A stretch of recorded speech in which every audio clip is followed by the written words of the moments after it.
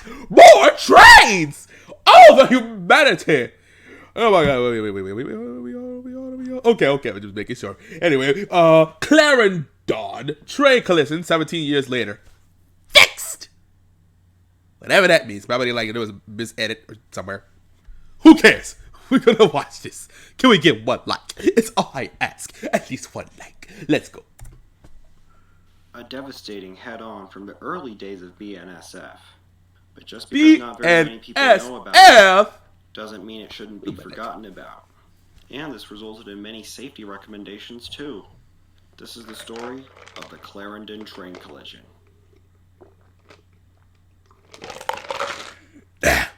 On May 28th, 2002, the BNSF coal train departed Amarillo, Texas, headed east. There were 3 locomotives on the train. SD-70 Max 8876 leading and 8902 trailing, 116 coal cars, mostly Pullman standards built for the BN, and a distributed power unit 8930. More numbers! They were all built in 1999, so they were fairly new, and they were painted in the new H2 scheme compared to hundreds of BNSF's inherited executive Max from the BN. In the opposite direction, traversing the same line, which was ex-Fort Worth and Denver, a westbound intermodal. I'm sorry, BNSF. It's got me thinking of Texas. NSFW for whatever reason. Or ASMR. Both -9s. Whatever y'all feel. In the late 90s. Maybe it's just like the fact that it's 4 words. Excuse me. Excuse you. Excuse all of us. The coal train had set out one defective car in Amarillo before departing. Very similar to the happenings of another BNSF collision. The happening? That's a bit of that movie. Both trains were operating in unsignaled territory and therefore relied on track warrant control to direct train traffic.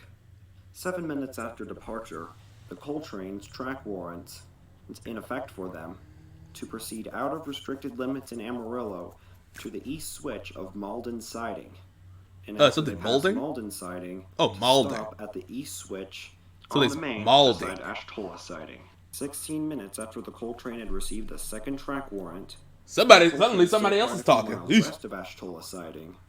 The coal I don't mean to interrupt you, but his cell phone that lasted 23 minutes. Jeez, remember those old phones? Those old flip phones? I sure kind of dope. A little bit, not really. I never had one like that. Stopped on the main. After the coal train's engineer had got off the phone, he reported that he was clear of milepost 305 and outside the limits of track warrant 15, the first track warrant that they were issued. Intermodal train.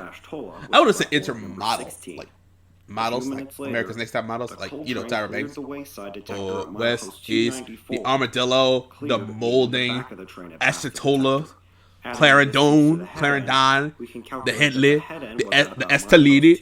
I'm going to Estelidi. We're going to the Estelidi. Yeah. And the coal train received their last coal train. And after arrival, to proceed from Ashtola to Headley sidings, after the passing clearance of the intermodal, 4385 West. Go to the Estelidi. I don't want to pay attention. This one lasting for 10 minutes. At about the same time, you know what, you're staying on this image the whole time. I'm just going to read the times of events. 7:49, coal train authorized by track warrant 16 to the east switch of Ashtolas. 8:35, intermodal train departed Headley siding. What? With track warrant 19 authorizing it to operate the Ashtolas siding. Aaron to enter the siding at the east switch. 8:43, coal train authorized by track warrant 22 to proceed from Ashtola to Edley, with the stipulation that the authorization was not in effect until the arrival of the intermodal train at the Ashtola siding. 8:47, coal train passed the east switch at Ashtola siding without stopping. 8:57, collision occurred. So you could have just went through all that and said all this extra stuff. Just get straight to the point. Directly ahead of him on his own and you're still talking. There you go. The intermodal crew also saw the coal train on their same track. All 4 crew members bailed out, and then the trains collided. So, in other words, hopefully nobody died.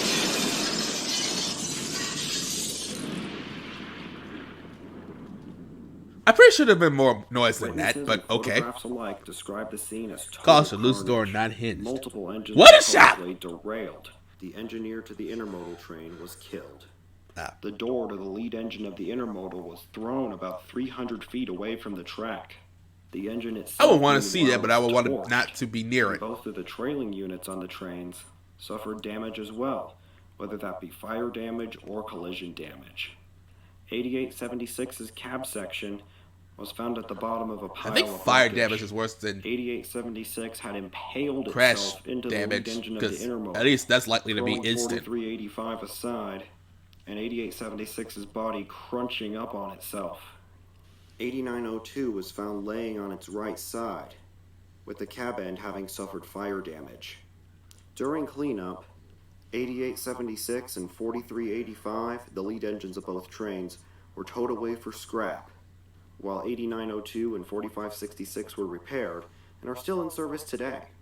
The collision and wreck in total ended up causing $8,125,652 in damage. That's a lot. I wasn't paying attention to how much. NTSB pointed the blame, causing $8,125,652 in damage.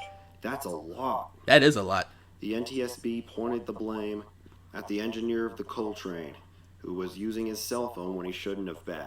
What a He wasn't paying fool! attention to his track warrants. However, it was decided that it wasn't all his fault. BNSF discontinued their practice of issuing after-arrival track warrants to moving trains, and instead opted to wait until the train was stopped at the point it was to pass another train. So have we seen the last collision in Texas? No. Sadly, the answer is no. Oh, I was right. I'm not happy about that. Gotta get credit where it's due. Okay. But y'all pretty much sound the same. So maybe this is like, are you brothers? Or maybe this is like the same person trying to act like he's got a different voice or something. I don't know. Y'all sound very similar. Anyway, I'm gonna end the video.